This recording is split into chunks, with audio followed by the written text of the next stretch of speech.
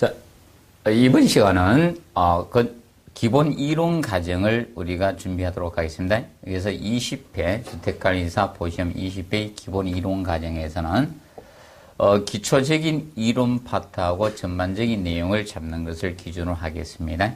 그래서 보통 19회 때 건축 구조 파트에서 건축 표준 시방서 부분과 그리고 건축 구조 설계 기준 이론, 이것이 종합적으로 출제가 되었습니다. 그래서 20회도 거의 비슷한 수준으로 출제가 되거나 또는 한두 문제 정도는 난이도가 높아질 수가 있다라고 보시고 준비 임해 주시면 되겠습니다.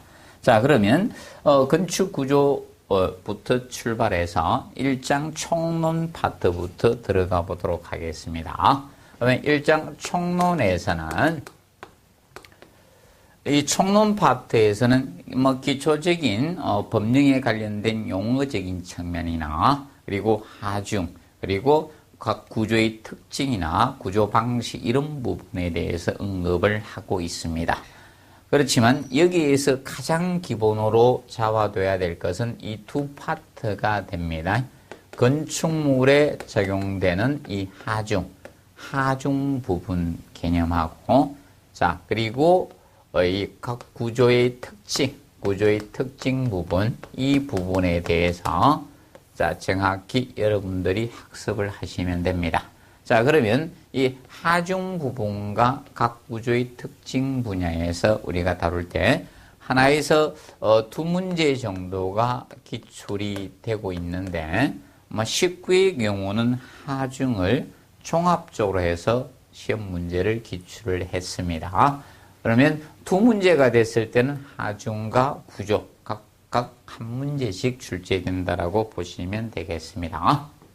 그러면 먼저 10페이지에 보시면 건축 구조 기준에 관한 규칙 용어 나오죠. 용어 부분 간략히 한번 보도록 하겠습니다. 법령에서 용어 부분을 다루고 있죠. 자, 먼저 첫 번째로 보시면 구조부재가 나오고 있습니다. 구조부재. 자, 이 구조부재, 내력 부분이라고도 칭합니다. 자, 이 구조부재는, 보통 여러분들이 기초나 기둥이나 벽 이런 것을 암기하실 필요는 없고요. 구조부재라는 것은 이런 하중이나 외력에 대해서 건축물을 안전하게 지지할 수 있는 구조 내력 부분의 중요 부분을 우리가 구조부재 또는 내력 부분이라고 칭하게 됩니다. 그래서 하중을 안전하게 지지해 줄 수 있어야 됩니다. 자, 그러면 이 구조부재의 반대 개념이 되는 것이 자, 비구조부재의 개념이 됩니다. 비구조부재. 안일비자 붙이시면 됩니다. 그러면 구조부재가 아니다. 비내력 부분이다. 이런 것이죠. 비내력 부분에 속한다는 겁니다. 그러면 비구조부재, 비내력 부분은 하중을 지지하지 않는 부재들을 비구조부재라고 보시면 됩니다. 그래서 얘는 하중을 지지할 수 없는 부재라고 보시면 되죠. 없는 부재. 이것이 바로 비구조부재의 개념이 됩니다. 비구조부재. 하중을 지지할 수 없는 부재를 비구조부재라고 하고 하중을 안전하게 지지할 수 있는 부재를 구조부재 이렇게 칭하게 됩니다. 비구조부재의 대표적으로 우리가 들 수 있는 것이 바로 비내력벽이 여기에 속합니다. 비내력벽. 자, 비내력벽은 하중을 지지할 수 없는 상부 하중을 지지할 수 없는 벽을 비내력벽이라고 칭합니다. 그럼 이 비내력벽 개념에는 자, 무엇이 있는가 하면 자, 대표적인 칸막이벽. 칸막이벽은 하중을 지지할 수 없죠. 칸막이벽이라는 것은 어떤 실의 공간을 나누어 쓰기 위해서 칸을 치는 벽이 칸막이벽이죠. 칸막이벽은 비내력 부분에 속합니다. 자, 그리고 장막벽. 자, 이 장막벽에는 보통 철근 콘크리트 구조나 철골 구조와 같은 이 골조가 있는 건축물의 조적벽, 벽돌이나 블록과 같은 이런 조적벽을 장막벽이라고 칭합니다. 장막벽 이렇게 칭하게 됩니다. 장막벽이다. 그리고 커튼을, 자, 이 커튼월은 커튼과 같은 월이 벽입니다. 그래서 커튼과 같은 벽을 우리가 커튼월이라고 하죠. 커튼월은 보통 최근에 건축물의 골조를 세워놓고 외벽을 공장 제품으로 조립하는 벽을 커튼월이라고 칭합니다. 이런 것들이 비내력벽입니다. 그리고 창호공사 관련된 것들, 창호. 그래서 창문틀 이런 같은 것들은 내력 부분은 아니 비구조 부재에 속합니다. 창호 부분들은 기억하시고, 그리고 마감공사들은 다 비구조 부재에 속한다라고 보시면 되겠습니다. 정리해 두시고. 자, 그리고 2번에 보시면, 자, 부재력, 응력 개념이 나오고 있습니다. 부재력, 보통 응력.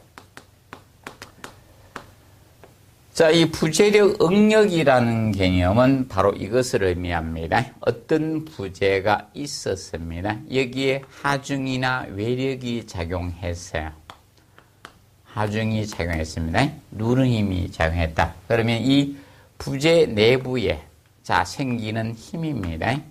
부재 이 내부 쪽에 부재 내부에 생기는 힘, 이것을 우리가 응력이라고 표현합니다. 또는 부재력, 보통 응력이란 용어를 많이 쓰게 됩니다.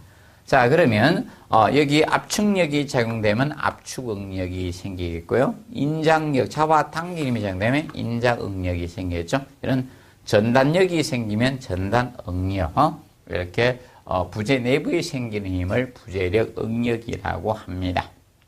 그리고 부재 중에서 4번, 5번에 보면 수직재죠. 수직부재, 수직재. 수직재가 예를 들어서 이런 벽이라든지 이런 기둥이 수직재가 되겠죠. 벽이나 기둥은. 그러면 이 수직부재인 벽이나 기둥은 기본적으로 이 힘을 압축의 힘을 위에서 상부에서 건물의 하중이나 이런 것을 받게 되면 이 수직부재는 압축 하중을 받을 수밖에 없죠. 압축에 대한 힘을 받을 수밖에 없습니다. 압축 하중, 압축력을 받게 됩니다. 수직부재의 경우는 압축력을 받고요. 그 반면에 이 수평재, 자, 수평재의 개념은, 수평부재는 보통 보라든지 이런 바닥판, 슬래버가 수평재가 됩니다. 그럼 수평재는 힘을 기본적으로 받는 것이, 자, 수평부재는 힘 모멘트를 받게 됩니다. 힘 모멘트. 휘어지는 모멘트 움직임과 이 전단력, 절단하려고 하는 전단력을 받아요. 이 수평부재의 경우는 이 전단력, 이 두 개의 힘을 우리가 받게 됩니다. 자, 그러면 이 힘 모멘트를 받는 이 수평부재는, 자, 보통 이렇게 되면 부재가 처지죠. 힘을 받기 때문에 휘어지는 모멘트 움직임을 받습니다. 그렇다 보니까 힘 모멘트를 받으면 부재가 이렇게 휘게 되겠죠. 그러면 여러분들이 이걸 보시면 됩니다. 예를 들어서 자, 이렇게 있을 때 여기 하중이 작용되면 이 부재 이렇게 휘잖아요. 휘게 되면, 자, 보통 그 부재의 힘의 중립축을 기준으로 잡아서, 자, 밑에하고 위에하고 힘이 달라집니다. 그래서 밑에의 경우는 인장력이 작용되고 위에는 압축력, 반대 힘이 작용돼. 그래서 힘 모멘트를 받으면 그 부재는 잡아당긴 힘이 인장력을 받게 되는 거예요. 인장력. 그래서 힘은 항상 반대라서 인장력을 받으면 그 상반되는 부분에는 압축력이 작용되게 되어 있습니다.